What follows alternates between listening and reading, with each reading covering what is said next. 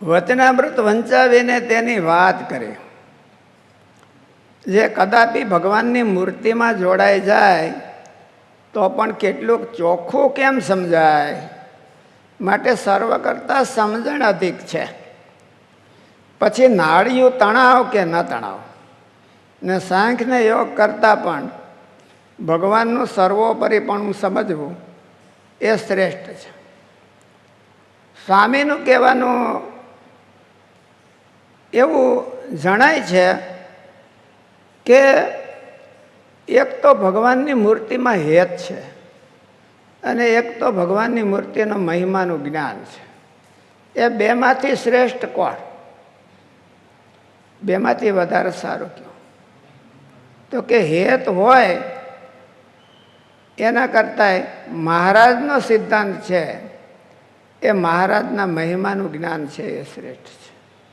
મહારાજ કે ભગવાનનો મહિમા જાણીને જો ભગવાનમાં જોડાયો હોય તો એ ભગવાનનો પાડ્યો પણ પડે નહીં.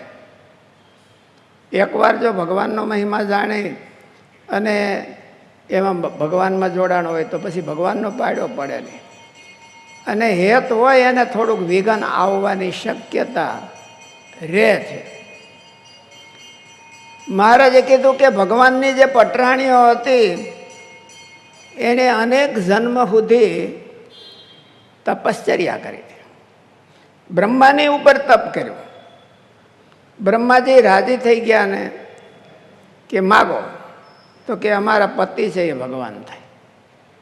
હવે આ ભવાટવીમાં ફરતા ફરતા બધાને પતિ તરીકે અનુભવ્યા છે, પણ એક નારાયણ પુરુષ છે એને નથી અનુભવાય. અમારા એ પતિ થાય. બ્રહ્મા કે સારું, તમારા પતિ થશે, ભગવાન થશે, તમે તપ કરો, હજી થોડુંક વધારે તપ કરો. પછી નારદ ઋષિ એની ઉપર રાજી થયા, બીજા ઋષિ એની ઉપર રાજી થયા અને જન્માંતરે ભગવાનને પામે. પણ તોય મહારાજ કે સાંભનું રૂપ જોયું તો મનમાં ડગી ગયો, ભ્રાંતિ થઈ ગઈ કે આ તો કૃષ્ણ જશે કે શું. એટલે ભ્રાંતિ થઈ ગઈ. એટલે પ્રેમનો માર્ગ એવો છે કે એમાં વિઘ્ન આવી શકે છે. બધાની માન્યતાઓ જુદી જુદી હોય છે. ઘણા આચાર્યો છે એ પ્રેમથી ભગવાનમાં જોડાવવું એને સિદ્ધાંત માને છે. મહારાજ કે જ્યાં સુધી ઇન્દ્રિયો છે ત્યાં ઇન્દ્રિયોનો આધાર છે, ડિપેન્ડ છે, ત્યાં સુધી એનો વિશ્વાસ ન કરવો. એને કેદમાં રાખી અને એની પાસેથી કામ લેવું. એટલે ઇન્દ્રિયોનો ક્યારેય વિશ્વાસ કરવો નહીં. પ્રેમનો માર્ગ છે એ ઇન્દ્રિયો પ્રધાન છે એમાં, અને જ્ઞાનનો માર્ગ છે એમાં નિજાત્માનમ બ્રહ્મરૂપમ દેહત્રય વિલક્ષણમ એ પ્રાધાન્ય છે. એટલે એ ભલે બહુ ઝાકમઝોળ ન દેખાતો હોય તો પણ પરમેનન્ટ છે. સિદ્ધાંત મહારાજનો એવો છે, મહારાજનો સિદ્ધાંત એ છે. અને બીજા જે આચાર્યોએ કીધા એમાં કોઈ અલ્પ તો નથી, ઓછું તો નથી. ભગવાનમાં પ્રેમ થાવો એ અનંત જન્મના પુણ્ય કરીને થાય છે. એટલે મહારાજે કીધું ગોપીઓના જેવો પ્રેમ હોય તો એમાં તો એને કોઈ વિઘન આવતું નથી, પણ નહીં તો વિઘન આવે ખરું. એટલે મહારાજનો સિદ્ધાંત એ છે કે કદાચ ને મૂર્તિમાં જોડાઈ જાય, પ્રેમથી જોડાઈ જાય તો પણ કેટલુંક ચોખ્ખું કેમ સમજવું. એટલે ભગવાનનો જે મહિમા છે એ સમજાઈ જાય તો વાંધો નહીં. માટે સર્વ કરતાં સમજણ અધિક છે. પછી નાળિયું તણાવ કે ન તણાવ, પછી એને સમાધિ થાય કે ન સમાધિ થાય. મુક્તાનંદ સ્વામી મહારાજે કીધું ને કે મુક્તાનંદ સ્વામીને અને ગોપાળાનંદ સ્વામીને અમે કોઈ દી સમાધિ કરાવતા નથી. અને એને વચને બીજાને સમાધિ થાય પણ એ કોઈ દી સમાધિ ન કરે એમ. કારણ કે નાળિયું તણાય કે ન તણાય. એકવાર ભગવાનની સાચી ઓળખાણ થઈ જાય પછી એની નાળિયું તણાય કે ન. નાળિયું તણાવવાથી બહુ વિશેષતા નથી. નાડીઓ તણાતી હોય અને તોય પાસે જગતમાં તણાય, અને ઓલા નાડીઓ તણાતી ન હોય તોય જગતમાં ન તણાય. જનક રાજા છે એને નાડીઓ નહોતી તણાતી, પોતે સમાધિસ્થ નહોતા.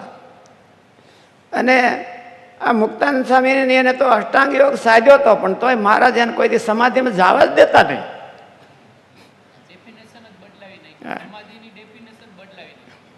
એટલે મહારાજે એને એવું ન કર્યું. એટલે કે નાડીઓ તણાવવાનો બહુ મિનિંગ નથી રહેતો. ક્યારેક અક્ષરધામની સમાધિ હોય તો એ પાછા અહીંયા આવીને તકલીફ થઈ જાય છે. એટલે એના કરતાં મહારાજે બહુ ડેફિનેશન જુદી દીધી. મહારાજ કે જીતેન્દ્રિય પુરુષ કોને કહેવા? જીતેન્દ્રિય પુરુષ કોને કહેવા? કારણ કે વિષયનું જે ગ્રહણ થાય છે એ તો કોઈ જ્ઞાની પુરુષો હોય તો એ પણ ઇન્દ્રિયો દ્વારા જ વિષયનું ગ્રહણ થાય છે. યોગીઓ હોય તો પણ વિષયનું ગ્રહણ તો ઇન્દ્રિયો દ્વારા જ થાય છે. અને પામર જે હોય તો પણ વિષયનું ગ્રહણ તો ઇન્દ્રિયો દ્વારા થાય છે. એમાં કોઈ બીજો વ્યવહાર નથી. તો જ્ઞાનીને જીતેન્દ્રિય કીધા અને ઓલા બધા પામરને અજીતેન્દ્રિય કીધા. તો જીતેન્દ્રિયની ડેફિનેશન શું? તો મહારાજ કે જીતેન્દ્રિય એ પુરુષો છે એણે પંચ વિષયના દોષ અને ભગવાનના ગુણ બરાબર યથાર્થ જાણ્યા છે. અને એના જે દોષ એટલા જ બધા એના જીવમાં ઉતરી ગયા છે, એટલે કોઈ પણ અવસ્થામાં એને એક્સેપ્ટ કરવા તૈયાર નથી.